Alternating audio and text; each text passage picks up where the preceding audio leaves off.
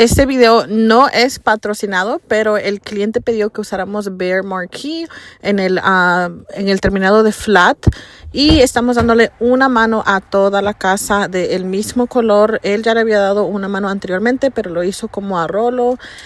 Entonces nos contrató para que nosotros le diéramos una última mano ya sprayado para que quede todo muy muy bien. Como les digo, muchos critican los videos que pongo con la marca Behr, pero acuérdense que el cliente siempre tiene la razón y lo que el cliente pida es lo que nosotros debemos de hacer. No debemos de opinar ni de colores ni de productos. Mientras él pida y quede contente, eso es lo único que importa. Entonces aquí están los muchachos haciendo el trabajo.